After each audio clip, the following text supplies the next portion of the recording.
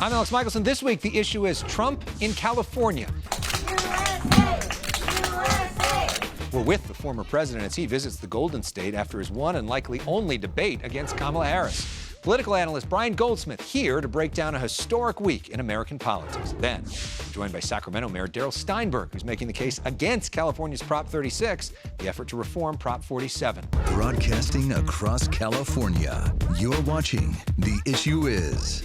And welcome to The Issue Is. I'm Alex Michelson. With the presidential race heating up, the Republican nominee made a rare trip to the non-swing state of California this week, both to fundraise and to speak out at his golf club. We don't want this for our country. Republican presidential nominee Donald Trump visits California to argue against the Democratic nominee and California native Kamala Harris. We cannot allow Comrade Kamala Harris and the communist left to do to America what they did to California. The state of California is a mess. Trump in town for high-priced fundraisers in both Southern and Northern California. I love this place. Look at this. I own this. He stops at Trump National Golf Club in Rancho Palos Verdes, nestled along the Pacific Ocean. USA! Outside, supporters in this largely conservative community, an outlier in mostly progressive L.A. County. We're supporting Trump. He had a press conference and supporting him. If you're president, what's the biggest policy difference for the people of California? And what would the nature of your relationship be with the leaders of California who you're calling scum? Well, I would have a great relationship with them. And what you have to do is start all over again. You cannot have these policies of high taxation. You can't have these policies of politics where you go after your politicians. You have to have an honest voting system because, you don't have an honest voting system. Trump slamming what he sees as a lack of outreach to Elon Musk's companies by California leaders. Nobody even calls him to try and get him to stay. I would have been on him. I would have said, let's have lunch, let's have dinner, and then let's have breakfast the following morning, right? Trump says California should circumvent environmental laws to send more water from Northern California to Southern California. And he would pressure Governor Newsom to do that. Gavin Newsom is going to sign those papers. And if he doesn't sign those papers, we won't give him money to put out all his fires. And if we don't give him the money to put out his fires, he's got problems. He's a lousy governor. Vote for me, California. I'm going to give you safety. I'm going to give you a great border. And I'm going to give you more water than almost anybody has. Trump asked to weigh in on California's U.S. Senate race between Republican Steve Garvey and Democrat Adam Schiff, one of Trump's least favorite people. He has betrayed our national security, and he will do so again. Crooked Adam Schiff, he's one of the most disgusting human beings. And to think he's going to be a senator, that's why you need me as president, because this guy is a sleazebag. I voted for him twice. Garvey told us earlier this year he voted for Trump. But Trump says Garvey has never reached out to him. Steve Garvey's a nice guy. I don't know him at all. But if he doesn't reach out to MAGA, he is absolutely not. I don't care what she is. I don't care. Trump says he is done debating Kamala Harris after this week's showdown on ABC News. We're going to continue here. Trump saying moderator David Muir was unfair in fact-checking him and not her. I was fighting the crazy left radical lunatics at ABC. I lost a lot of respect for David Muir, a guy who has good hair, but not as good as it was 5 years ago, to be honest. In Springfield, they're eating the dogs. During that debate, Trump highlighting Springfield, Ohio, which has seen thousands of migrants from Haiti. And we're going to have the largest deportation in the history of our country, and we're going to start with Springfield. Trump owns this property here in Rancho Palos Verdes, just down the road from a neighborhood dealing with severe landslides. Hundreds of homes losing their power and gas due to those landslides. RPV's mayor, John Cruikshank, meeting with Trump after getting a state of emergency approved by Governor Gavin Newsom. The problem is bigger than the city of Rancho Palos Verdes, and so it's important that we get the attention and the help of the people of California and of the federal government. Trump praising Cruikshank's leadership. He's really something very special. What would you do specifically for the people that live here? We're going to make it great, including lowering taxes. Mr. President. Including lowering Mr. taxes. President. Up next, analysis on a crazy and historic week in California politics with Brian Goldsmith. I believe we owe it to the voters to have another another debate. That is Vice President Kamala Harris in North Carolina this week asking for another debate. Former President Trump says no, at least right now. Let's talk more about a historic week in politics with one of our smartest friends. Brian Goldsmith is a political strategist and analyst. Brian, welcome back to The Issue Is. Good to see you. Great to be here. So we know that you advise a lot of Democrats, and we've talked to you in that capacity. We hope you can do more of the nonpartisan analysis today, which you also do well, and just sort of look big picture on where things are at. We've had a few days to process this debate, one of the highest rated, most important debates in modern American history. How are you processing it? It was a big win for her, and I say that pretty objectively. I didn't expect her to do as well as she did. I didn't expect Donald Trump to do as badly as he did. And I think this is a relatively inelastic electorate, so you're not going to see a ton of movement like in the old days when a debate would move 8 or 10 points. But in the context of our tribal, closely divided America, 2 or 3 points is a big deal, and I think she could get that. Why do you think she wants to do another debate? Because she had a good one, because Trump had a bad one, because I think she has confidence now and feels good about the experience and thinks she can repeat it. I don't understand why Trump doesn't want another debate, because if he had just stuck to what his advisors wanted him to do, which is talking about the economy, the border, inflation, you know, this all sounds great, but why didn't you get it done over the last 3.5 years? We would be in a far different place today. Instead, it's kind of raining cats and dogs for Kamala Harris. Yeah, I mean, he made that point in his closing argument after we had watched all this for more than an hour and a half. And that's the point that they wanted him to make in his opening argument and make it over and over again. He kept getting distracted by her insults of all the things that frustrate him, and he never got back on track. Well, what she did so brilliantly, and she had a plan for this, was to include in every answer a little Freudian bit of bait that they thought he would want to swallow whole, on the size of his crowds, on his father and his inheritance, on all sorts of stuff that they knew that he would lunge at. And indeed he did. And he probably had some other voices in his ear, like his new pal Laura Loomer, giving him all sorts of kind of fake news and bad information that reinforces his worldview. So he didn't do the work. He didn't prepare. He did get distracted. And as a result, the debate was a disaster. And Laura Loomer is a conservative conspiracy theorist that Marjorie Taylor Greene says has too many conspiracy theories. She traveled with Trump this week on the plane and is clearly somebody who he is listening to at this point. Critics of Harris would say that she did a good job of prosecuting the case against Trump, but not necessarily making the affirmative case for her, introducing herself, laying out detailed policy examples, answering some of the questions directly. Do you think she still has some work to do on that? You always have some additional work to do. I mean, the sort of occupational hazard of Democratic politics is focusing on the negative and not the positive. And I think in this case, she did a really good job. She did talk about middle-class economics a lot. Could she improve? Yes. I think she could have a more coherent story about what her presidency would mean to the middle class, knitting these policy ideas together into something coherent. I think she could bring more of her biography to this case. I think she needed stronger rebuttals to the points that he's making on inflation and the border.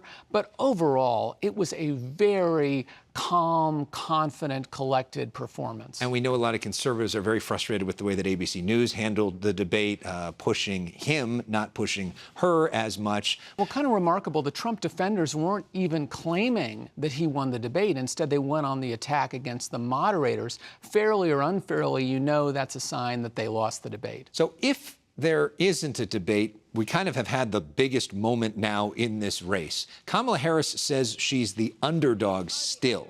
Do you buy that? Is Kamala Harris still the underdog in this race? Well, according to the polling before the debate, she was, because it essentially showed a popular vote tie. And that's not good enough for her to get 270. She's got to win the popular vote by 3 or 4, because remember, the key battleground state are about 2 or 3 points more Republican than the country. It's sort of the opposite of what Obama faced in 2012. So she has to move ahead. Trump has to fall back a little bit. This debate may have done that, but we're not really going to know until we see the polling middle of next week. So you would say right now the race still tied or maybe advantaged Trump? Right now, I think the race is tied. Yeah. So another big thing coming up is the VP debate. Historically, these have not mattered all that much. With it being so close, could it matter this time? Well, I think everything sort of matters this time. I mean, the old cliche is nobody votes for vice president. But sometimes people vote against a vice president, as they did with Sarah Palin. So J.D. Vance is the rare VP choice, thanks to the brilliant advice of Donald Trump's sons and Tucker Carlson, quite a brain trust there, that actually has broken through, even to sort of low information, undecided voters. And the more they see him, the less they like him. And J.D. Vance's past comments about childless cat ladies has certainly animated a whole lot of women across the country, including Taylor Swift this week, who makes her endorsement of Kamala Harris holding her cat, calling herself a childless cat lady. Yeah, if you wonder whether that broke through. I mean, the single biggest celebrity in the world, I have a friend in the music business who said, no, you don't understand. She's bigger than Elvis. She's bigger than Sinatra. She's bigger than the Beatles were at their prime. There has never been anything like her. And for somebody, of that kind of stature and magnitude to go all in as she has for Kamala Harris, that's got to mean something. And indeed, we saw hundreds of thousands of young people registering to vote in the wake of her Instagram story. So what's the biggest task forward? We'll break down for each of them, for Harris and for Trump, in these closing weeks as people now begin to vote. Let's start with Harris. Continue to reassure people that she's mainstream and a strong leader. I think create a little bit more distance from the last 4 years and lean more heavily into what she's going to do differently the next 4 years, kind of fill in what the new way forward actually means to voters. And for Trump, stop stepping in it, stop punching himself in the face. Do a little bit more of what he did in the last 6 weeks of the 2016 campaign and stick to the script. Brian Goldsmith, always great. Always a pleasure. Thank you so much. Friend. Up next, right here this week, we talk with Darrell Steinberg, the mayor of Sacramento, about Proposition 36. What should California do about retail theft, about drugs, about homelessness, and more? Stay with us. If we don't have the tools to compel people who are severely addicted into treatment, if we don't give judges the ability to mandate treatment, I think it's going to be very hard to end this era of encampments. That was San Jose Mayor Matt Mahan here on The Issue Is last week. Mahan was the first, but not the only, Democratic mayor to back the efforts to reform 2014's Prop 47 with 2024's Prop 36, which will appear on the November ballot. Prop 36 allows felony charges for possessing certain drugs and for thefts under $950 if the defendant has 2 prior drug or theft convictions. Sacramento Mayor Darrell Steinberg is against Prop 36. Before his current job, he was the longtime leader of California's state Senate. He joins us now from Sacramento, home of our affiliate CBS 13. Mayor Steinberg, welcome to The Issue Is, I believe, for the very first time. Well, it's my debut, and I'm really looking forward to it. Thank you, Alex. Good to see you. So real simply, why are you a no on Prop 36? We have a very serious problem in our state with retail theft and with drug abuse and drug addiction, and of course, the sale of fentanyl and all the tragedies that have gone with that. This is the wrong solution to basically increase our jail and prison population while cutting the funding for treatment, which is the stated intent of Prop 36. This initiative taps into the emotion and the anger that people feel. But as often happens with some initiatives, just because it states a problem and a serious problem doesn't mean the solution is the right one, and this is the wrong one. Let me tell you why. It takes us back decades to an era where we are going to imprison people or put people in county jail, not for drug sales, but for drug possession. But isn't part of it not necessarily just mandating prison time or jail time, but there is an option giving discretion to mandate treatment? There is no evidence that the district attorneys who are sponsoring this or their partners at the county are committed to actually increasing the amount of treatment that would be necessary. But this isn't just conservative DAs that are pushing this. You have progressive mayors in places like San Diego, San Francisco, and San Jose. Mayor Mahan, who was with us last week, who are all saying that we need to do this. They all were supporters of Proposition 1, which you put out to help increase treatment.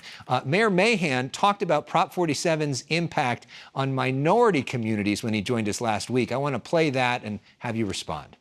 It's our communities of color that are most impacted by drug overdoses, by homelessness. It's our small businesses. In San Jose, we have 60,000 small businesses, over half of which are immigrant-owned. Those are the folks coming to me every day asking us to do more, asking us to do better. He says since Prop 47 passed, drug overdoses have doubled. Homelessness is up 60% in California, and we've seen rise in retail theft. What do you say to all the people who have been victimized and feel like Prop 47 isn't working and we need to do something radically different? Well, first of all, I have great regard for Mayor Mahan and Mayor Gloria. They're two of our 13 big city mayors. They're great friends, and I have great regard and respect for them. I just plain disagree with them on this. There's nothing in Prop 36 that actually says people are going to get the help they need. And Prop 47, frankly, I think it has been an unfair scapegoat for far too many of the society's problems. You know, in Texas, for example, that the threshold between misdemeanor and felony is much higher than the 950 in California. Texas, the law and order state. The truth of the matter is that DAs currently have the authority to charge people who are selling drugs. If you possess drugs of a high enough amount, you can also be charged with a felony, and they can seek mandated treatment, both under the criminal law and under the civil law. And they're not doing it. They're not doing it because there aren't enough treatment slots.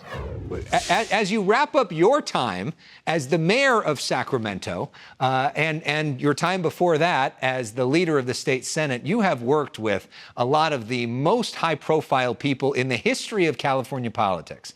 So for our name game, the one word or a short phrase for each of these figures that you learned about leadership. The most important thing you learned from some of these most famous politicians.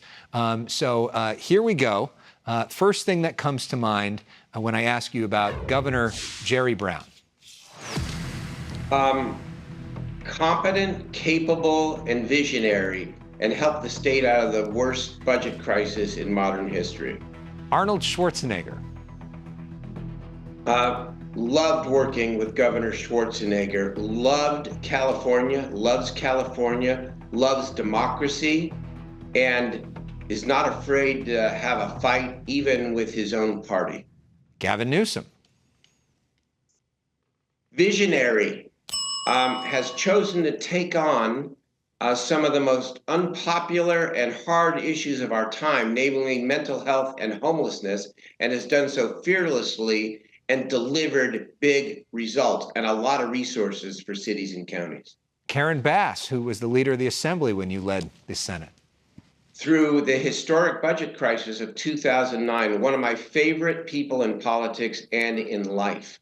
Principled, huge amount of integrity, steely, and more than most anyone I've ever worked with knows how to get it done. She's a great mayor and a great public servant. And lastly, somebody you served with in multiple different roles, who's now the Democratic nominee for president, Kamala Harris. Incredible pride. Worked with the vice president when I was president pro tem, and she was the attorney general. And I am so proud and inspired by her. and count it as one of my great blessings in life that I had the chance in life to work with her. May she be the next president of the United States. And lastly, we play a game called Personal Issues. It's the first thing that comes to mind to get to know you a little bit better. 30 seconds on the clock, rapid fire. Mayor Steinberg, what is your favorite TV show? Curb Your Enthusiasm. Great choice. Favorite book? Team of Rivals by Doris Kearns Goodwin. Another great choice. Favorite sports team? If this is shown in LA, I'm sorry. The San Francisco Giants. Bad choice. Okay. Favorite athlete? Favorite athlete of all time? Two, the late, great Willie Mays, and the greatest Dodger of all time, Sandy Koufax, Jewish and left-handed, just like me. I love that. Jackie Robinson may be the greatest Dodger of all time, but Sandy Koufax is a good one, too. And lastly, who is your role model? Well, I think I have many role models, but I guess if I have two favorite politicians or people I look up to, it's probably Abraham Lincoln and Nelson Mandela, both who represented the epitome of leadership. And I look forward to adding Kamala Harris to that list, too, next president of the United States. If she can compare with those two, then things are going really well, not only for her, but also for the country. Mayor Steinberg, thank you so much. Really appreciate the time. Hope to have you here in studio sometime soon. Love to come. Thank you so much. Enjoyed it. A reminder to check out extended conversations with our guests by searching for The Issue Is wherever you stream. We'll be right back. This week, as our country marked 9/11, a rare and quick moment of bipartisanship that reminded us there are some things that still unite us as Americans. Kamala Harris and Donald Trump shaking hands at Ground Zero as our country honored the nearly 3,000 people killed 23 years ago and the countless heroes who risked their lives in that rubble. May their memories bring us strength and clarity about what's really important in life. Thanks for watching. We'll see you next week.